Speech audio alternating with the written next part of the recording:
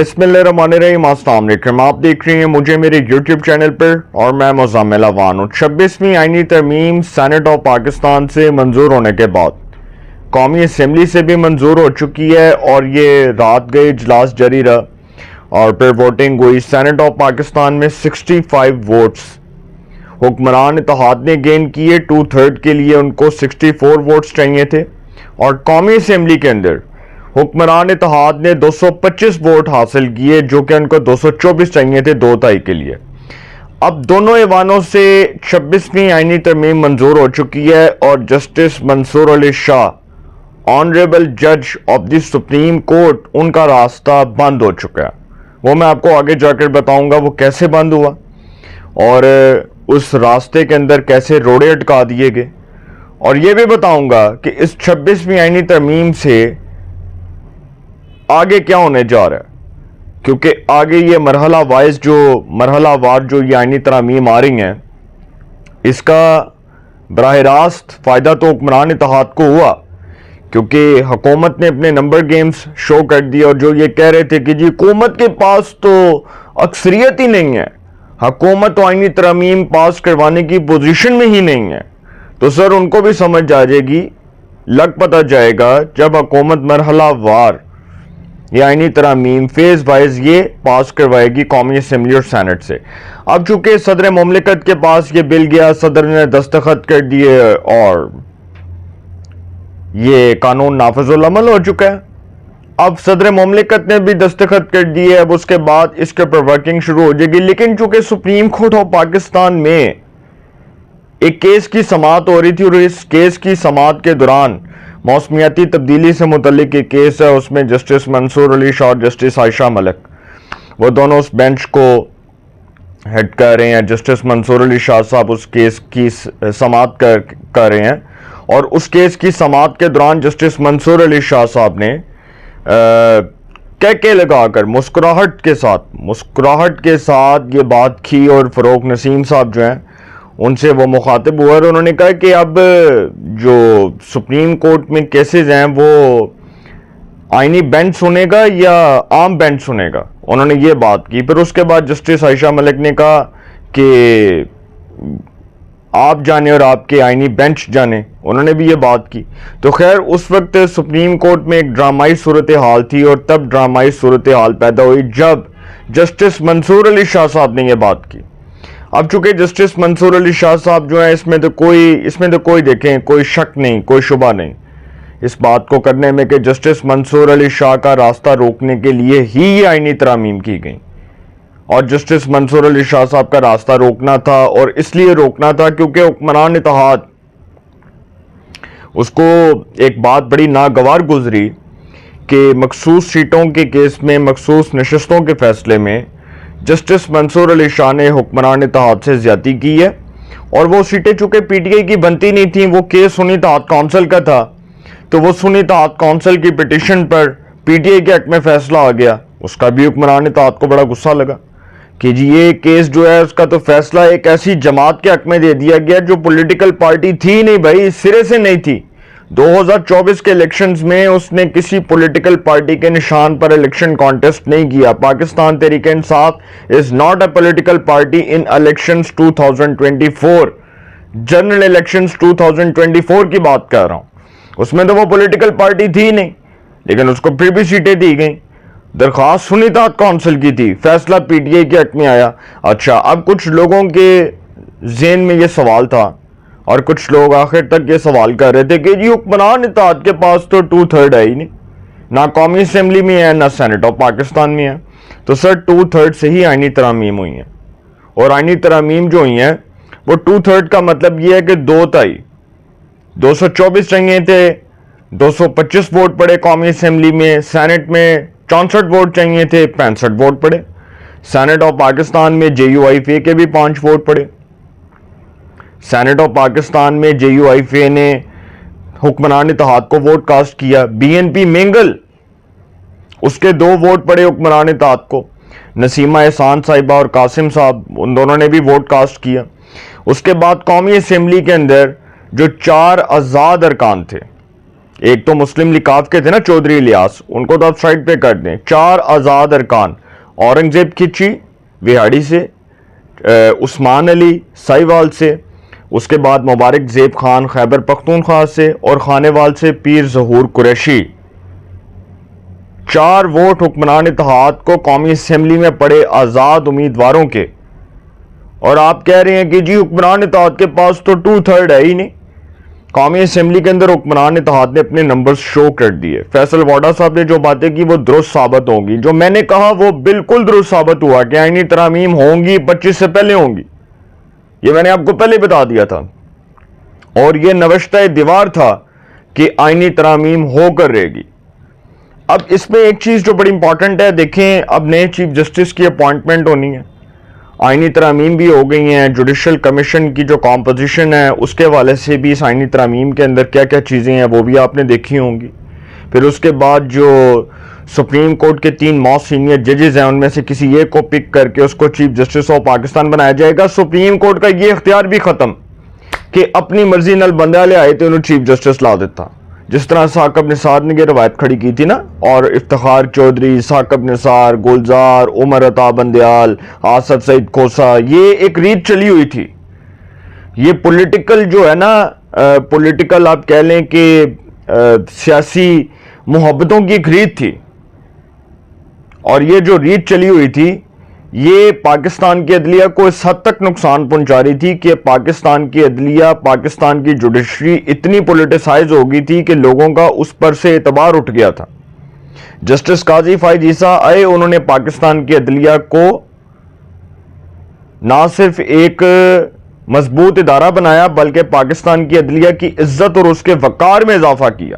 پاکستان کی عدلیہ جو ہے اس کو اب پاکستان کی تاریخ میں ہمیشہ اس لیے یاد رکھا جائے گا کہ ایک ایسا جج آیا جس نے پاکستان کی عدلیہ کو نہ صرف ایک طاقتور ادارہ بنایا بلکہ اس کے لیے دن رات محنت کی, اس عدلیہ کو اس کے پاؤں پر کھڑا کیا, اس عدلیہ کا نام اور اس کا وقار بلند کیا. جسٹس قاضی فائز عیسیٰ نے کتنے دلیرانہ فیصلے دیے. نیب ترامیم کیس, Bhutto reference case, Bhutto reference case میں تو یہاں تک لکھ دیا گیا it was a judicial murder. Bhutto reference case میں جسٹس قاضی فائز عیسیٰ نے لکھا it was a judicial murder. Faizabad دھرنا کیس, اس کے بعد پریکٹس اینڈ پروسیجر 63A, اور پھر اس کے بعد ناہلی وہ جو تھی الیکشن ایکٹ والا جو کیس تھا وہ, نواز شریف اور جہانگیر ترین اور فیصل واڈا کی ناہلی کا کیس. بڑے تاریخی انہوں نے فیصلے دیے, تاریخ ساز فیصلے دیے ہیں. انہوں نے پاکستان کی عدلیہ کا جو نام اور اس کا وقار بلند کیا, اس کو پاکستان کی سیاسی اور عدالتی تاریخ میں, پاکستان کی پولیٹیکل ہسٹری میں ہمیشہ یاد رکھا جائے گا کہ ایک ایسا دلیر اور ایک ایسا دبنگ جج آیا جس نے پاکستان کو, پاکستان کی جوڈیشری کو, پاکستان کی جمہوریت کو, پاکستان کی پارلیمان کو عزت بخشی. ایک ایسا جج ہمیں کبھی تاریخ میں نہیں بھولے گا, کیونکہ ایسا جج آ نہیں نہ سکتا. اس سے پہلے جتنے جج آئے وہ سب پولیٹیسائز ہوئے. افتخار چودھری پولیٹیکل جج تھا, آصف سعید کھوسا پولیٹیکل جج تھا, ثاقب نثار پولیٹیکل جج تھا, جسٹس گلزار پولیٹیکل جج تھا, عمر عطا بندیال پولیٹیکل ورکر تھے پی ٹی آئی کے, اور وہ ورکر کے طور پر کام کر رہے تھے. ہائے رافیہ, یہ کم وقت مارشل لا بھی نہیں لگاتے. یہ کس نے کہا تھا؟ یہ میں نے تو نہیں کہا تھا, یہ عمر عطا بندیال کی ساس نے کہا تھا, عمران خان کی محبت میں کہا تھا. اس خواجہ طارق رحیم کی بیوی کے ساتھ بات کرتے, اس کی اہلیہ کے ساتھ بات کرتے ہوئے کہا تھا, جب دونوں کی محبتیں عمران خان سے جڑی ہوئی تھیں. کہا تھا نا, عمر عطا بندیال کی ساس نے خواجہ طارق رحیم کی اہلیہ رافیہ طارق کے ساتھ گفتگو کرتے ہوئے وہ جو لیک ہوئی تھی آڈیو, ہائے رافیہ یہ کم وقت مارشل لا بھی نہیں لگاتے. تو اس لیے کہا تھا کیونکہ سر وہ محبت عمران خان سے جڑی ہوئی تھی, عمران خان کے لیے پیٹ میں مروڑے اٹھ رہے تھے, اس کے لیے درد اٹھ رہا تھا. تو یہ جوڈیشری کو جنہوں نے پولیٹیسائز کیا, جنہوں نے عدلیہ کو پولیٹیسائز کیا, جنہوں نے سہولت کاری کی, سر ان کا تو راستہ بند ہو گیا. وہ کدھر ہے آج؟ وہ ریٹائر ہو گئے. انہوں نے عمران خان کے لیے کیا تھا, اس لیے کیا تھا کہ عمران خان کو وہ لانا چاہتے تھے, وہ اس پاکستان پر ایک اور عذاب مسلط کرنا چاہتے تھے, لیکن وہ اس میں ناکام ہوئے. اگر ہم نے اپنی تاریخ سے سبق نہیں سیکھنا تو پھر ہم آگے کیا سیکھیں گے؟ میں نہیں سمجھتا کہ پاکستان کی جوڈیشری کو یہ رائٹ ملنا چاہیے کہ وہ پارلیمان کے بنائے ہوئے قوانین کو ربڑ سٹیمپ کی طرح روند دے اور پاؤں کے نیچے روند کر کے کہ جی عدلیہ قانون ساز ادارہ نہیں ہے. خود سپریم کورٹ کے کئی معزز جج صاحبان اپنے فیصلوں میں لکھ چکے ہیں کہ پارلیمان ایک سپریم ادارہ ہے. جو پریکٹس اینڈ پروسیجر بل تھا وہ بیسیکلی تھا کیا؟ وہ پارلیمان کو عزت بخشی نا.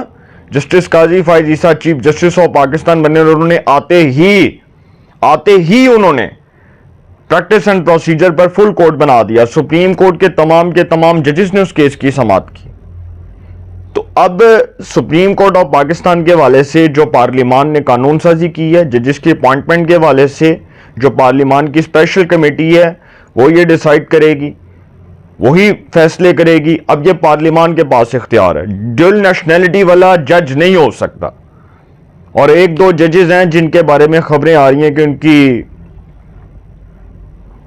چھٹی ہونے لگی ہے. اس کے بارے میں بھی میں آپ کو انسائٹ سٹوری بتاؤں گا، پھر کسی دن بتاؤں گا، اور وہ بڑی انٹرسٹنگ ہے اور وہ سننے والی ہے. اور یہ بھی پتا چلا ہے کہ جو نئے چیف جسٹس کا نام ہے وہ سپریم کورٹ کے 3 موسٹ سینئر جو ان میں سے کسی ایک کا ہوگا. تو اٹ مینس کہ پہلے 2 جسٹس منصور علی شاہ، جسٹس منیب اختر تو ہو گئے minus. Justice Yahya Afridi chief justice of Pakistan, یا پھر یہ بھی ہو سکتا ہے کہ جسٹس منیب اختر اور جسٹس منصور علی شاہ کو مائنس کر کے جسٹس یحییٰ افریدی جو تیسرے نمبر پر ہیں، جسٹس امین الدین خان جو چوتھے نمبر پہ ہیں، اور جسٹس جمال خان مندوخیل جو 5ویں نمبر پر ہیں، ان 3 میں سے کسی ایک کو بنا دیا جائے. یہ ہو سکتا ہے پہلے 3 یہ ہوں، یہ حکومت نے کہا ہو کہ 2 مائنس کر دیے، پہلے 3 یہ ہوں، کوئی بھی بن سکتا ہے. تو سر ایک چیز میں آپ کو بتا دوں کہ جو پارلیمنٹ کو ربڑ سٹیمپ بنانا چاہ رہے تھے اور جو سمجھ رہے تھے کہ حکومت کے پاس 2/3 نہیں ہے، اور انہوں نے یہ سمجھا کہ جی الیکشن کمیشن کو روک دیا جائے کہ آپ نے مخصوص سیٹیں نہیں دینی، تو سر حکومت نے تو 2/3 کروا لی. نہ انہوں نے مخصوص سیٹوں کا نوٹیفکیشن کروایا الیکشن کمیشن سے، نہ انہوں نے تحریک انصاف کا کوئی بندہ اغوا کیا، نہ انہوں نے تحریک انصاف کے کسی بندے پر پریشر ڈالا، نہ اس پر کوئی دباؤ ڈالا. آئینی ترامیم آئیں اور کھڑاک ہو کے پاس ہو گئیں. قلعہ ٹھکتے کہانی مک، بات ختم. اچھا فضل الرحمان صاحب جو ہیں وہ کیوں مانے؟ فضل الرحمان صاحب کو یہ پیغام پہنچا دیا گیا تھا حکومتی حلقوں کی طرف سے کہ آئینی ترامیم ہونے جا رہی ہیں اور آپ کے بغیر. بیرسٹر کامران مرتضیٰ جو سابق صدر رہے ہیں سپریم کورٹ بار کے اور پاکستان کے ایک بڑے پرومیننٹ لا ایکسپرٹ بھی ہیں، اچھے انسان ہیں، تو انہوں نے باہر آ کر یہ بات کی. انہوں نے کہا کہ جی ہمیں پتہ چل گیا کہ حکومت کے پاس نمبر گیمز پورے ہیں، اور اگر ہم حکومت کے ساتھ نہ گئے تو حکومت اپنا من مانا مسودہ تیار کروا کے وہ پاس کروا لے گی. وہ تو تیار ہوا ہے. انہوں نے کہا کہ وہی من مانا مسودہ جو ہے وہ آئے گا اور وہ پاس ہو جائے گا اس سے. تو اس لیے جی فضل الرحمان صاحب اینڈ پہ اپنی عزت بچانے کے لیے کہ جی ہے نا ظاہری گل ہے، عزت دا مقام ہے نا پھر، کہ نواز شریف اور زرداری کے ساتھ ایک وقت میں بڑے بڑے اچھے تعلقات، دوستانہ تعلقات رہے، تو ابھی بھی تعلقات ہیں. اس میں کوئی شک نہیں کہ نواز شریف اور فضل الرحمان کا ایک محبت کا اور ایک احترام کا رشتہ ہے، لیکن ہوگا وہی جو حکومت چاہے گی. فضل الرحمان صاحب کو یہ پتہ چل گیا کہ فضل الرحمان صاحب کی ریلیونسی سیاست میں صرف اس حد تک ہے کہ وہ حکومت کے ساتھ بیٹھیں گے اور آئینی ترامیم پر ووٹ دیں گے. ہونا وہی ہے جو حکومت نے چاہنا ہے. حکومت کے پاس نمبرز پورے ہو چکے تھے اور حکومت اپنا مسودہ لے کر جا رہی تھی پارلیمنٹ میں اور سینٹ میں. تو جب فضل الرحمان صاحب نے دیکھا کہ کیوں ہو گیا اچھا میں بھی تھوڑے نال چلنا، پھر میں بھی بیٹھاں گا، کیونکہ سر عزت تو بن جاتی نا. اگر نہ جاتے تو پھر ساری زندگی جو ہے وہ بڑی ندامت رہتی، شرمندگی ہوتی کہ حکومت کے ساتھ نہیں گیا. تو حکومت نے میرے بغیر آئینی ترامیم کروا لی. تو اب اگلی جو ترامیم آ رہی ہیں وہ کیا آ رہی ہیں؟ وہ آئینی عدالت سے متعلق بھی ہو سکتی ہیں، وہ ملٹری کورٹ سے متعلق بھی ہو سکتی ہیں، اور اس میں بہت سی شقیں شامل ہوں گی. اگلی آئینی ترامیم آنی ہے اور حکومت اس مطالبے پر کھڑی ہے. حکومت اپنے اس مطالبے سے دستبردار نہیں ہوئی. پاکستان پیپلز پارٹی اسپیشلی اس مطالبے پر کھڑی ہے کہ کانسٹیٹیوشنل کوڈ بننی چاہیے.